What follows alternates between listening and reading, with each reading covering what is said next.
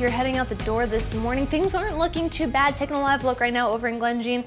Really damp roads, just a few damp roads out there still, but otherwise we're seeing drier conditions. However, we're looking at freezing temperatures to make their return as we go into the overnight hours. Of course, western Greenbrier County, you're still under that freeze warning until 11 o'clock this morning. Otherwise, we do have more freeze warnings that will go into effect beginning at midnight for Greenbrier, Summers, Monroe, Mercer, and Tazewell counties.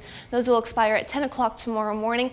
And then Nicholas, Fayette, Raleigh, Wyoming, and McDowell counties, yours will go into effect at 2 o'clock tomorrow morning and last until 9 a.m. So we are looking at another chilly night. Make sure you keep that heat on and keep all those blankets handy. Now, taking a look at our Doppler radar, saw that rain move on through late last night into the overnight hours. Things are starting to look on the drier side. However, we can't rule out maybe just a few isolated showers going into the afternoon time hours. Now, our temperatures staying fairly chilly this morning, especially as we go into the afternoon time hours.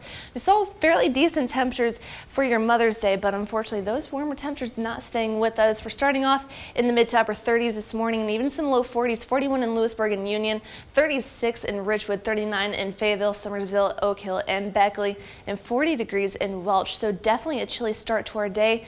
Those temperatures going to be cooling on down just 1 or 2 more degrees before we warm on up for the afternoon time hours. Now, taking a look at our futurecast, most of us staying dry. Futurecast wanting to paint a little bit of snow up towards those higher elevations, which of course we can't rule out. We'll go into the afternoon time hours. Notice our high temperatures only remaining in the mid 40s. Futurecast painting quite a bit of rain. I think we'll see isolated showers throughout the rest of your afternoon, but I think Futurecast is kind of overdoing it with all that rain.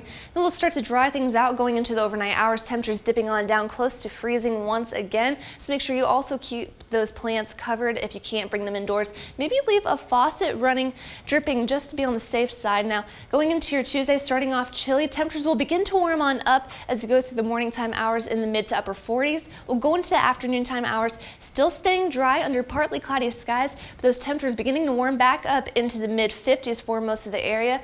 We're staying dry as we go through the overnight hours. Temperatures cooling back down into the upper 30s and some low 40s.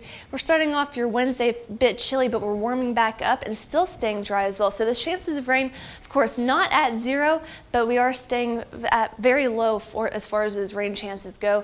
Throughout the rest of the day, we can't rule out, of course, that isolated shower through the afternoon time hours. We're still staying dry as we go into your Tuesday, pretty much at 0. So that's always great news. We love to see a dry day, especially in May, especially as those temperatures are staying fairly warm as well. So as far as how much rain we're going to be seeing, picking up maybe trace amounts to about 1/4 of an inch. So really not looking at anything too bad. So if it is not raining, make sure you get outside today. But of course, if you do suffer from those allergies, make sure you do limit your time outside, as we are seeing fairly high pollen levels.